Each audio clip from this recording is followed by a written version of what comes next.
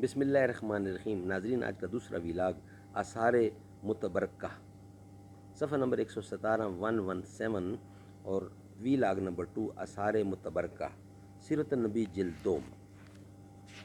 ناظرین، اردو زبان میں سرور عالم صلی اللہ علیہ وسلم کی سیرت پر جامع ترین کتاب سیرت النبی۔ رائٹر اس کتاب کے علامہ شبلی نعمانی رحمۃ اللہ، علامہ سید سلیمان ندوی رحمۃ اللہ۔ جلد 2۔ بسم اللہ الرحمن الرحیم۔ الحمد للہ رب العالمین والصلاة والسلام علی رسول محمد وعلی آلہ واصحابہ اجمعین۔ حدیث مصطفیٰ پر جو ہو جاؤ عمل پیرا، قسم رب کی کبھی ماں کو ستانا بھول جاؤ گے۔ حدیث مصطفیٰ پر جو ہو جاؤ عمل پیرا، قسم رب کی کبھی ماں کو ستانا بھول جاؤ گے۔ اگر تم غور سے میرے نبی کی نعت سن لو گے، اگر تم غور سے میرے نبی کی نعت سن لو گے، میرا دعویٰ ہے تم گانا بجانا بھول جاؤ گے۔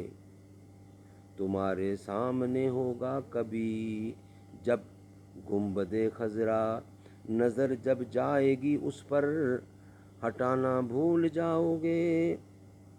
آثار متبرکہ، ان متروکات کے علاوہ بعض یادگاریں بھی تھیں جو لوگوں نے تبرکن اپنے پاس رکھ چھوڑی تھیں۔ حجۃ الوداع کے موقع پر آپ نے عقیدت مندوں کو منہ مبارک عطا فرمائے تھے، جو زیادہ تر حضرت ابو طلحہ انصاری کے ہاتھ آئے تھے۔ حضرت انس رضی اللہ بن مالک کے پاس بھی منہ مبارک تھے۔ ان کے پاس 2 اور چیزیں تھیں، نہلین مبارک اور ایک لکڑی کا ٹوٹا ہوا پیالہ جو چاندی کے تاروں سے جوڑ دیا گیا تھا۔ ذوالفقار جو حضرت علی کے پاس تھی، یعنی حضرت علی شیر خدا رضی اللہ کے پاس جو تھی، ان کے بعد ان کے خاندان میں یادگار رہی۔ حضرت امام حسین رضی اللہ کی شہادت کے بعد وہ حضرت علی بن حسین کے ہاتھ آئی۔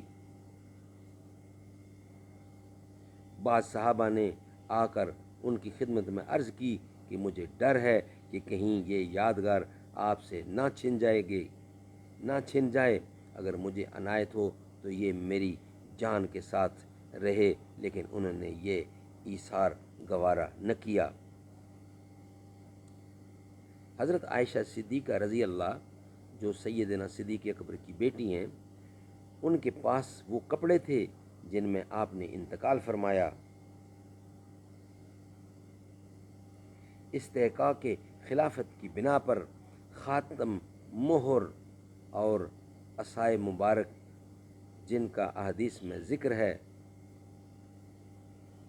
پہلے حضرت ابو بکر صدیق رضی اللہ، پھر حضرت عمر فاروق رضی اللہ اور پھر حضرت عثمان کے قبضے میں آئے، لیکن انہی کے عہد میں یہ دونوں چیزیں ضائع ہو گئیں۔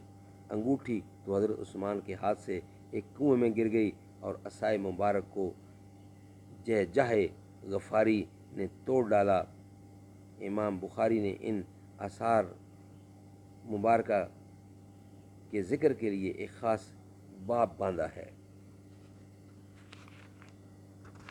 ناظرین، یہ حضور کی چیزیں ہیں جن کا ذکر ہو رہا ہے، جو تقسیم ہو رہی ہیں۔ حضور کے اس دنیا سے جانے کے بعد ایک ایک چیز کو تقسیم کیا جا رہا ہے۔ کچھ چیزیں لوگوں نے سنبھال کے رکھی ہیں، کوئی نہ سنبھالی جا سکیں۔ یہ وہی ذکر ہے کہ کچھ چیزیں لوگوں نے ضائع کر دیں۔ لازمی بات ہے کہ حفاظت کرنا آسان کام نہیں ہے۔ اللہ تعالیٰ سمجھ بوجھ دے، آمین ثم آمین۔